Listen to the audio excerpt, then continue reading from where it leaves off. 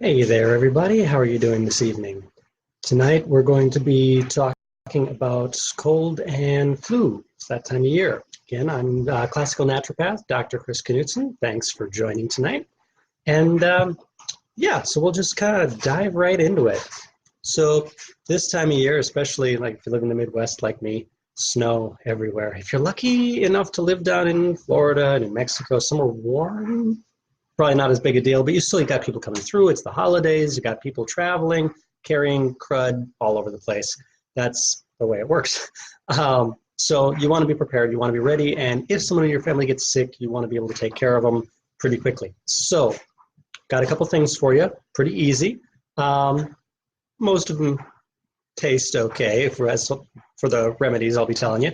It's hard to find home remedies that actually taste good. But yeah, the big thing is being prepared this time of year, especially as we're heading towards the end of December, heading into January, when colds and flus especially really get really, really bad. So in preparation for that, going to mention a few things. Firstly, with flus. So there's a couple of really easy ways that you can keep your family healthy and or prevent them, keep your family healthy, prevent, that means the same thing, or help treat them at home when they get a light flu or a cold or something like that. So this is a couple things you want to keep on hand. Really good combination for most flus that you're going to find out there is elderberry and the homeopathic remedy acylococcinum. Don't try and say that 3 times fast, you might hurt yourself. So acylococcinum, yeah, most people call it just acilo. If you go to a health food store and ask for the homeopathic remedy acilo, they'll know what you're talking about. What this is tiny little, pellets that you let dissolve under your tongue, and it actually helps boost the immune system, stimulate the immune system to actually attack and kill flus. Works fantastically. Best way to use it is when you first start feeling a flu coming on, start taking those little pellets, dissolving them under the tongue, and it'll start activating the immune system against the flu right away. The elderberry syrup is amazing on its own, but when you pair the two of them together, through the moon. So elderberry is an immune booster. It naturally helps boost the immune system, get things going, get things keyed up, and naturally responding. Well, it also has a number of different polysaccharides in it that not only feed and boost the immune system, good for your heart, good for your nervous system. It's actually anti-stress. It's really, really good stuff. So using the elderberry and the acilo together works really, really good, especially for kids. And I'm starting with this one because kids are always the hardest. I use lots of home remedies with my family, and anytime, a kid or one of our neighbors' kids or anyone gets sick in family, extended family, neighborhood, whatever, they're the most difficult to deal with because most home remedies taste nasty. It's just the unfortunate truth. So they're the most difficult. Well, the acilo, the homeopathic remedy, is kind of these sweet, sugary little pellets. Kids love them. Elderberry syrup, sweet, tasty. Kids usually like it just fine. So it's really, really easy in cold and flu season to get kids taking the acilo and the elderberry because it tastes okay. So covered that one first because kids are always the hardest. People ask me this time of year, what do I do for my kid? My kid's got a cold and they won't take anything. There you go. So, and it works for colds too. Anything this time of year, you can get your kids started on elderberry syrup and just use it all through the season. It's one of the immune boosters that the body doesn't get desensitized to it. You can use it regularly and it'll help keep the immune system keyed up where you'll have less likelihood of getting cold or flu as the season progresses. So there's one little thing. Adults can use it too. It works really, really good. For bigger guns for adults. Adults sometimes struggle a little bit more than kids do with colds and flus. Kids will get it, but children bounce. But adults don't. Adults break. We don't bounce. So sometimes you need to have more powerful remedies for adults. Now, I'm going to tell you one of my favorite secret recipes here. Not so secret, but I'm going to claim it as so. Called a flu bomb. Powerful. It lives up to its name. So the flu bomb is more like a soup than a tea. You can kind of think of it as a soup. So what you do is take a cup or 2 of water, put it in a pot. This is simple. Write this down or listen to this again later. Cup or 2 of water, put it in a pot. Put about 1/8 to 1/4 teaspoon cayenne pepper. See, we're getting hot already. A clove or two of minced garlic, a little squeeze of lemon, maybe a pinch of salt, and then, about an inch length of chopped up fresh ginger, or if you don't have that, half a teaspoon of dry ginger. So pretty simple. Really, you've got the three primary ingredients. You have the cayenne pepper, garlic, and ginger. Those are your three heavy hitters for cold and flu season, is cayenne pepper, garlic, and ginger. So again, just kind of round it up, quarter teaspoon cayenne pepper, clove or two of minced garlic, and half teaspoon or so of ginger. Boil it for about 5 minutes. Like I say at the end, add a pinch of salt, twist a lemon just to make it taste a little better, and think of it more as a soup than tea, because thinking of that hot, spicy stuff as tea is really difficult for most people. And you can add other things to it. You can put some, I like to put some kombu seaweed in it for those sea minerals. You can use wakame or dulse or any seaweed. Cook that in it as you're boiling it. Get some of those good minerals, the iodines with it. Excellent as well. You could throw some thyme or oregano in. It'll make it a little more soup-like. Oregano is also highly antiviral and antimicrobial. So putting a quarter to a half teaspoon of powdered oregano in there can also help kill whatever bug a person's struggling with, especially if it's a throat infection. For the throat, oregano is amazing because it helps, again, on contact, helps kill whatever's going on there. So a little oregano in there if you like. Really, really good for helping kill that off. Thyme, the herb thyme, is a really, really great booster during this season just for general circulation, because we tend to get cold. And when we tend to get cold, our immunity goes down, because if the blood's not flowing everywhere, it means the white blood cells aren't getting there as efficiently either. Granted, blood never stops flowing anywhere. If it does, whatever it's not flowing to falls off. But the immune system can get, I guess you could say, out of commission, simply because if the blood circulation is too poor, you're not getting enough white blood cells, macrophages to the area to really fight it off any infections that might come in, whether that's throat, lungs, ears, nose, an infected cut, whatever. You need to keep the body warm. And so the herb thyme is a really, really good one for keeping the body warm, for boosting the immune system, keeping the circulation going good, and helping keep the body just in a generally healthier state. Again, as far as circulation tonics, again, remember those three in the flu bomb. We have cayenne, ginger, garlic. All of them are circulatory tonics. You'll notice that many, many, many old style, especially the really good cold and flu remedies that work really well, have what they call aromatic herbs in them, or tonic herbs. Most tonic or aromatic herbs are spicy. They're hot because they stimulate the circulation, they stimulate the immune system, and they help directly kill pathogens.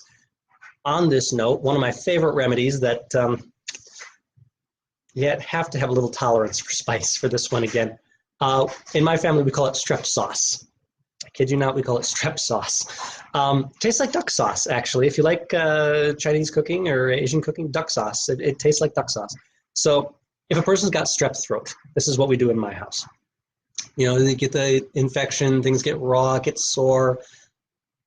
2 tablespoons of honey, quarter teaspoon of cayenne pepper, 2 cloves of minced garlic. You can reduce the cayenne pepper if you need to a little bit, but you just mix that together. Let it sit for, half hour or so. It kind of is like a little sauce. You just take half teaspoon to a teaspoon of that every half hour. It goes down. It burns the first time you do it. I warn you, it burns. But kind of tastes like duck sauce. If you like that kind of food, I do. Kind of tastes like duck sauce. But as the honey coats, honey is antimicrobial. Honey is antifungal, honey is antibacterial, honey is anti-everything just about. It's amazing stuff. But then you put in cayenne pepper and garlic, both of which are also very, very powerful for killing bacteria, killing pathogens, killing infections. Now, when you take those things all together in the honey, they coat the throat. By coating the throat, they stay there for a while. Now, if you're going to try this stuff, your first impulse is going to be to want to drink a whole bunch of water or milk to cut the burn. Again, start with less cayenne pepper. You can even start with just with the garlic, but start with a little less cayenne pepper, work your way up so that you can keep it there for a while. You don't want to drink water 10 to 15 minutes after taking a remedy like that because you want it to sit there. That's the whole point. You want it to sit there on the infected area so that it helps kill that pathogen. Works really, really good.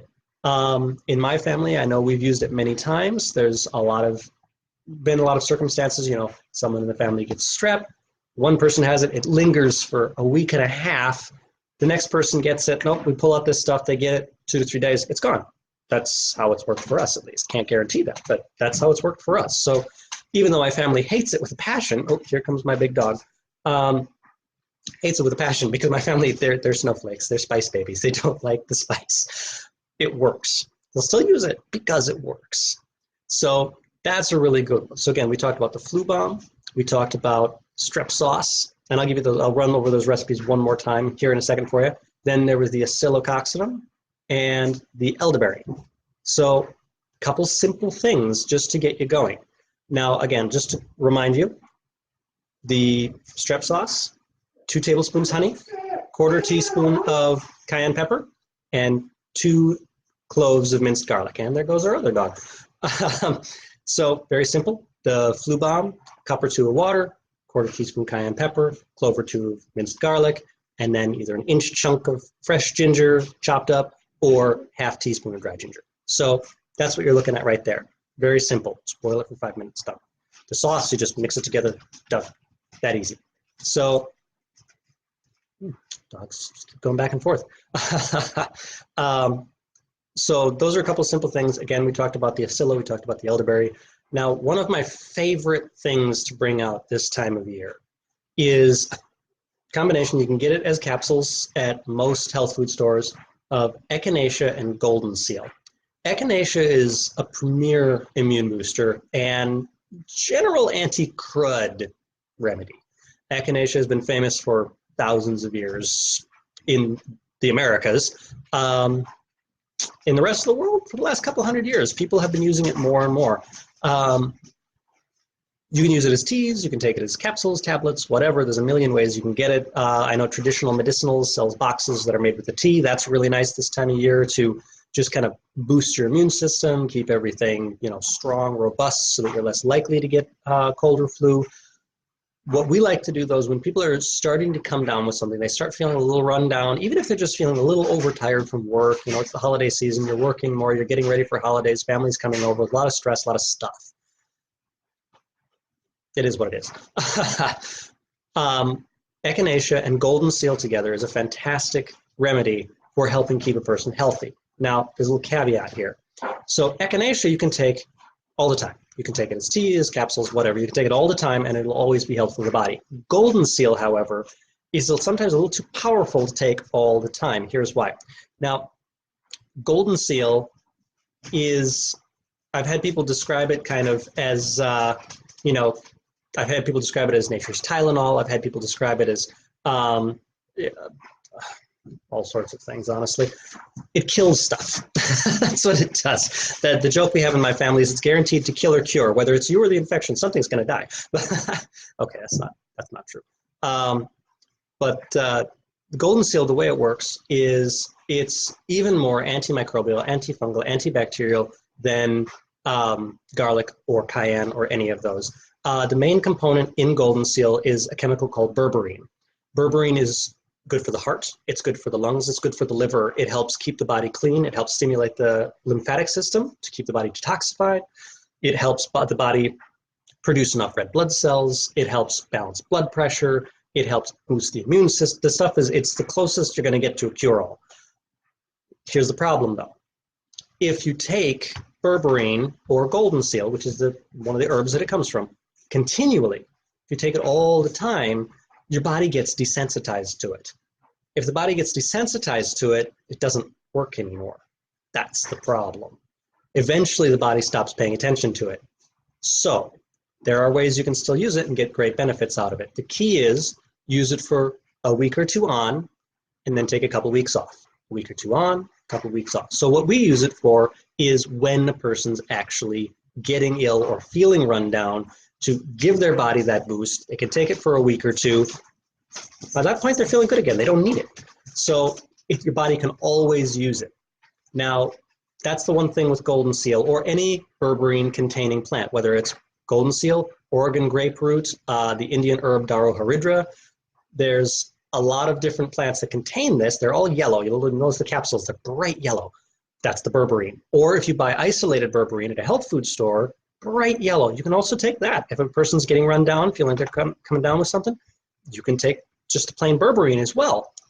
Again, you don't want to take it continually. That's something that we're hearing a lot of in, a lot of the fad, I guess you could say, health circles, whether it's Oz or Axe or any of those guys. Every once in a while you hear berberine will come around, people will talk about, oh, it's the cure-all, everyone should take it, you should take it all the time. Wrong. You should take it, yes. Not all the time, because the body will get desensitized to it. So you need to be able to let the body, take it for a while, then let the body chill. Let the body, get used to not having it again, or it just won't do its thing anymore. So key there. But again, Goldenseal works really, really good. Now, another key on Goldenseal is with all of these remedies, you can incorporate that with it. Even the flu bomb or the strep sauce. If a person's got really, really bad strep, you can take a capsule of Goldenseal, crack it open, sprinkle it in that sauce, take it there, then the Goldenseal, the berberine also is right there on that infection and helps kill it. If a person has a cut, you get cut in the kitchen. I cook all the time. I cut myself all the time. I got a cut on my finger right now from, I don't remember what I was doing, but I was cooking something. When a cut starts getting infected, if alcohol's not doing it, if peroxide's not doing it, if whatever ointment you're putting on isn't doing it, crack open a capsule of Goldenseal and sprinkle that right on there, put the Band-Aid over the powder.